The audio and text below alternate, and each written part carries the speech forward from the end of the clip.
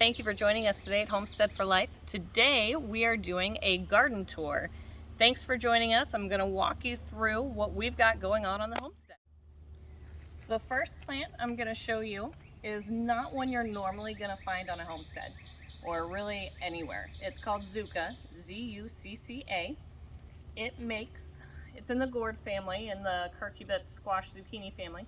It makes a zucchini-like vegetable that is tasty under 10 pounds, edible under 30, and can grow up much larger than that. The largest one we've grown was 29.5 pounds, and it took an axe to cut it open. But at 10 pounds or less, they're pretty tasty. They taste like a really mild, kind of watered down zucchini. This is a baby one. I'll show you the one I just harvested yesterday later. It vines, it grows up the trellis, as you can see, and this is about, I believe, 4 plants from here to here, and within the next 2 months they will probably be growing all the way out across the yard, over the trellis. It is a very prolific plant. Its skin is also thick enough that most of your vine borers and your typical squash pests can't get through it. They might take a few little bites out of it, but they're not getting through. The next plant I've got here is called Summer Dance Cucumbers. This is the first year I've grown them. They are a hybrid. They're not a natural heirloom variety of cucumbers. They've been pretty tasty so far. Haven't had any problems with bugs, and they get to be about 1.5 feet long, really long, skinny cucumbers. Got one on the ground here. We've got a couple of them growing so far. We've already harvested a few, so they're doing pretty well. The leaves look just like my Zucca, but they are Cassava. They grow really long and skinny, and have seeds the whole length of them. The seeds do get pretty big. This is another one. It tastes like a watered down zucchini. You cook it just like you would a zucchini. Whatever you do with a zucchini, you can do with this. And the skin is even thicker than the Zucca, so I prefer to peel the skin before I cook it. And the bugs can't really get to it. It's not bothered by the pests here so much at all. This is one that's probably ready to pick now, but usually I wait for them to get a little bit bigger. It's only curved because it's on the ground. Had it grown further up the vine, like these, and like the ones I'll show you pictures of, it would have grown straight and skinny. This is my strawberry tree, or Jamaican cherry. I had 2 of these before the freeze. This one, if you look down at the very bottom, is starting to come back. Luckily, it's a very fast grower, so I'm hoping that by the end of summer I'll be getting some fruit off of it again. The fruit tastes like cotton candy. It also goes by the name cotton candy tree. Unfortunately, they're not super nutritious, but they legitimately are a fruit that tastes like cotton candy. And if there's any nutritional value in that, that's a hell of a win. This next one is Zucchino rampicante. If you haven't figured out yet, zucchini is one of my favorite vegetables, probably my absolute favorite vegetable, but I really struggle to grow it here. Those squash bugs are just hell on a Florida summer garden.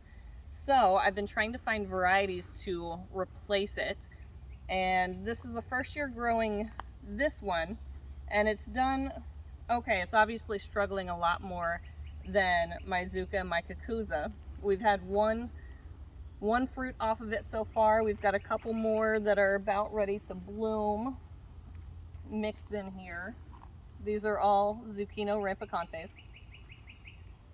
So still tentative, not quite sold on this one. It tasted good. It tasted like a watered down zucchini, but the plant's obviously not thriving as well as I would like. This is a bucket of peanuts. Literally, to plant these, I went to Publix and bought a bag of raw, unsalted peanuts and planted some of them. And, oh, that one didn't pull any up. but I have peanuts growing in here.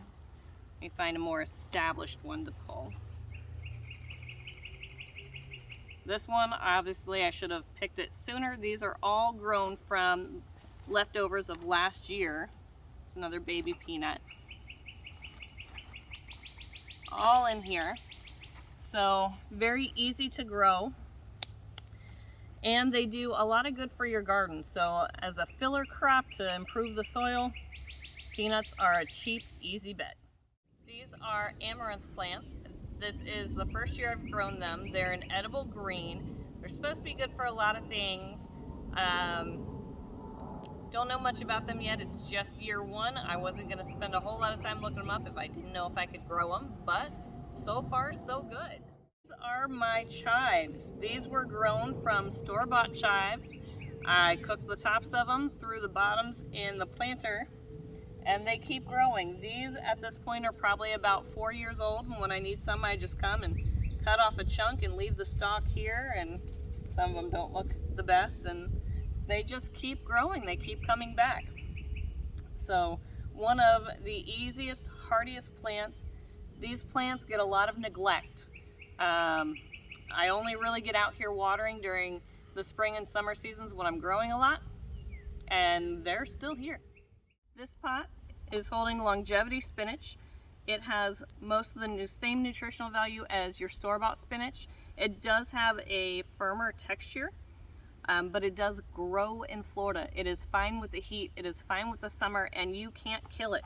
So this had died back over the winter, and it came right back.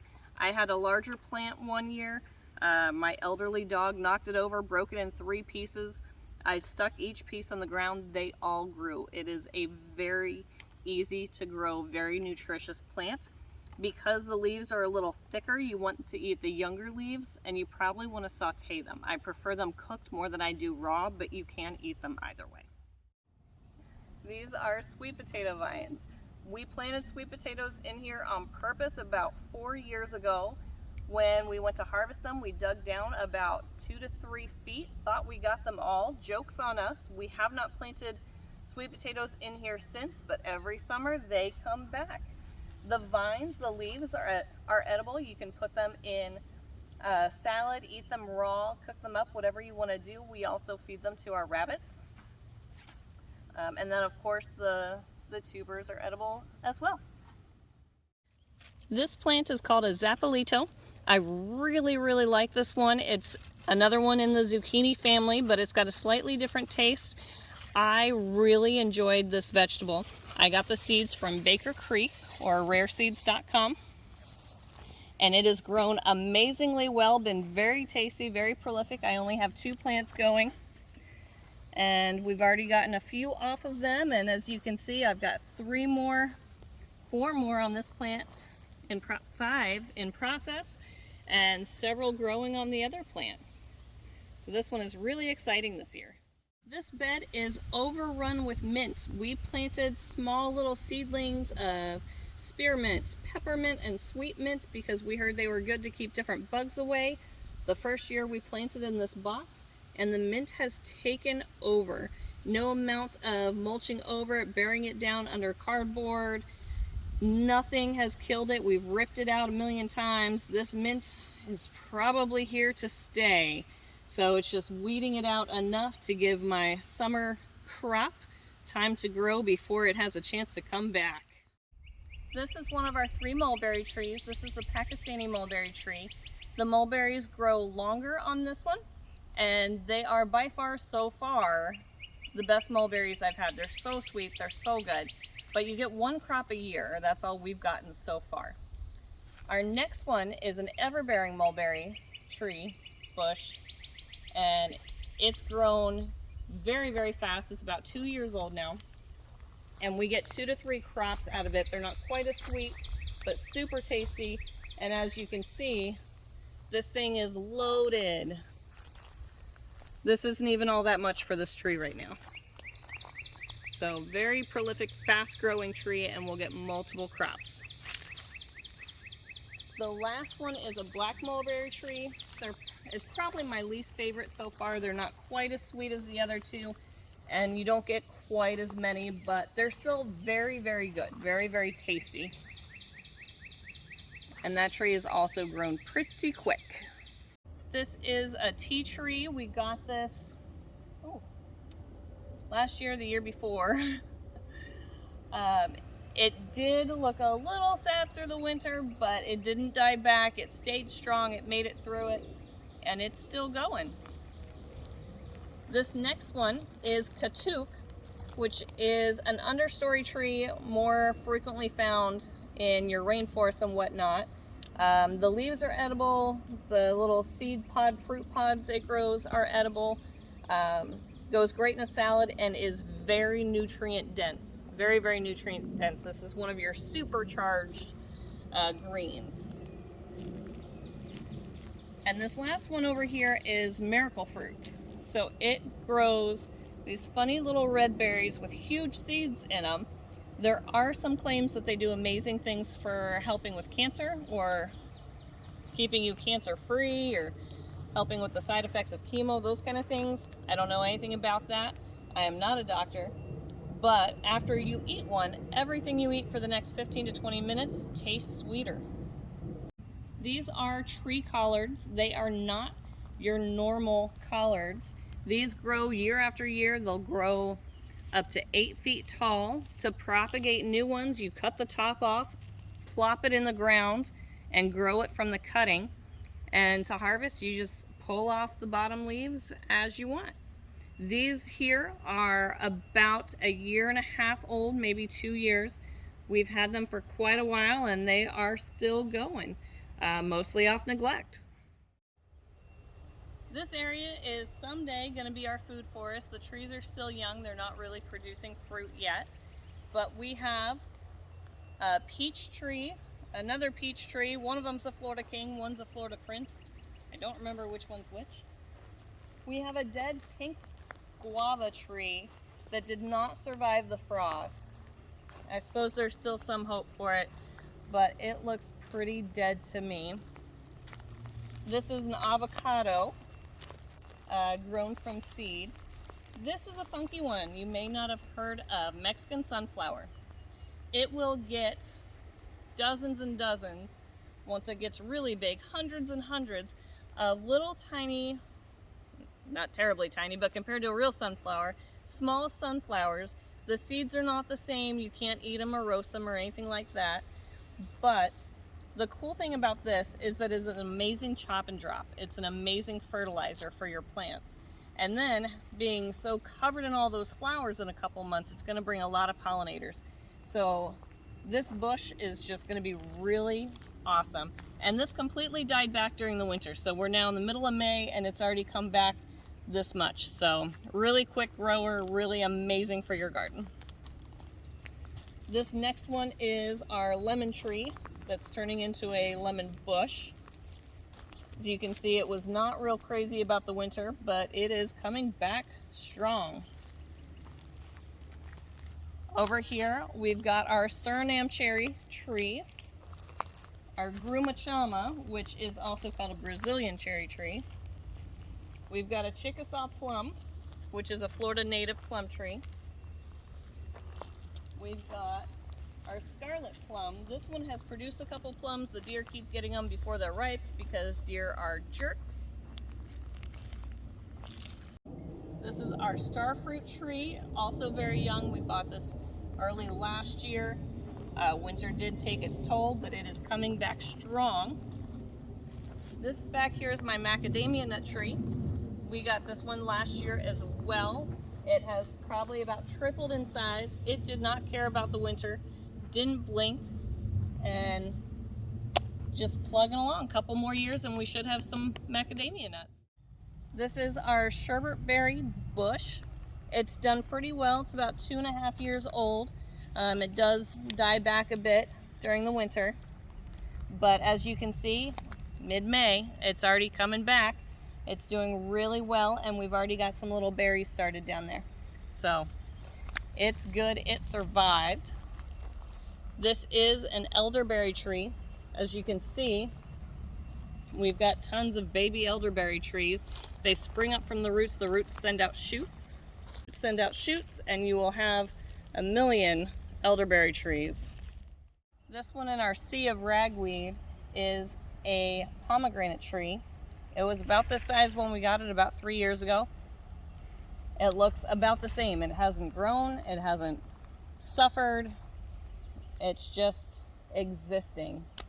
So one of these days we'll figure out what it's wanting that we're not giving it, because it wants something from me. I just don't know what it is yet. For those of you that have hung with me and seen some of my other videos, this is the moringa tree that we did the video on probably about 4 or 5 months ago. Then the freeze happened, it died back, and already it's grown up this much, and it's grown up more and bushier, and there's more leaves and more stalks than there were originally. So it's done really well. This is one of our 5 olive trees. It was originally the largest olive tree that we bought. It is not the largest one in the yard now. It actually kind of went into almost a hibernation and stopped doing much of anything until this one over here started growing like crazy, and then it woke up and went, oh no, I was the biggest guy on the block, what happened? So now it's trying to catch back up. We still haven't gotten any olives on it, but they are still pretty young trees. They're probably just now at about 4 or 5 years old. And then these are all the different tomato plants that some of you may have watched me plant. A dozen different varieties. We've only lost one. We had one die. And all the rest of them are doing fantastic. We've got little tomatoes growing. They're all green still. But we've got tomatoes started growing everywhere. So in a couple more weeks, we should be swimming in tomatoes. Over here are our blueberry bushes. This one still has one last blueberry hanging on. We did recently have a good crop of blueberry bushes, or blueberry fruit. We got most of these bushes from a U-picket that was clearing them out so they could switch over to a different crop. So they were already a decent size when we got them, and then they've done pretty well for us. So we saved a couple years of growing time and spent less than you would spend at Lowe's for a blueberry bush for a much bigger bush. So it's been fantastic for us. Another one of our peach trees, Florida King, Florida Prince, I can't remember. This one does have fruit all over it. This is its first year being this loaded, so we're really excited and just waiting for some of this fruit to mature. So hopefully we get some before the deers. Deer? This is our Barbados Cherry tree. We have 2 of these. Both of them died back this winter for the first time. They have not suffered any maleffects any other winter except this one, but they are already growing back. So we're very hopeful that it's going to pop back and come and maybe even fruit this year, but it is doing really well so far. And this little baby is one of our papaya trees. It did not die back over the winter. Instead, I accidentally ran over it with a tractor, and it has already started growing back. The ones that did die back over the winter are starting to grow back as well. Papaya trees, you pretty much can't stop these. These are our cassava trees or yucca trees. They did die back during the winter, but this is another plant that you cannot stop. I've literally cut these up and thrown them on a burn pile, and they grew out of the burn pile. Cassava is another plant. You would eat the roots and cook it up. You can use it as flour, or you can use it as sort of a potato substitute. And then this vine back here is passion fruit. This is the kind that will fruit. We got a few fruits finally for the first time last year, but they went bad before they ripened. But this year we've already gotten a lot more flowers on the different vines, and we're really excited, really hopeful to finally get our first passion fruit. This is one of our Chaya trees. This is the one that was in our video a few months ago. We were harvesting the leaves before the freeze took over. It did die back, but as you can see, there's already leaves growing back at the bottom. So we already have more greens that we can cook up and eat. The top is pretty ugly, so we've got to trim that back, but it is already growing back and ready to go. This is one of our fig trees. We bought 2 at the same time. This one has gotten some really nasty water, that's been sitting out that we grow our duckweed in, and it is thriving. It loves that nutrient-dense, composty, yucky water. So hopefully this year it will finally fruit. Our other one died back over the winter and is now about 3 inches tall. So you can tell there's been a huge difference in these two trees. Our next few plants are pretty standard. So we've got banana trees and a couple little pups over there. Another little one over here. Loquat trees. Another loquat. Another loquat.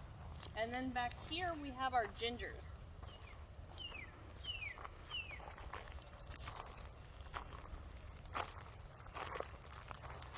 This one is more of a regular edible ginger. We've got another type of ginger over there just starting to come up. But the oddball out over here is this one. This is pine cone ginger, and I don't see any pine cones here yet. It's a little early, but this one has those pine cones that you squeeze out the shampoo, the awapui scented stuff that you can use to wash your hands, wash your hair, whatever. It is the scent used in one of the Paul Mitchell shampoos. It smells really pretty. This is my persimmon tree. I've had it for about a year, and I think I've already got a couple little persimmons coming in. So really excited for this spring to see what abundance we're gonna have from all these trees and plants. Last but not least is our lemongrass. It's mixed in with more purple passion fruit. And then this dead bush around it might still come back as cranberry hibiscus. But lemongrass has a lot of really great nutritional purposes, as well as you can make tea and things like that out of it. So that's been holding on for a few years now. It's been a very sturdy plant for us. Thank you for joining us today on our garden tour. Really excited to have you and really excited to see what else we can do in this garden on our homestead. Thank you for watching Homestead for Life.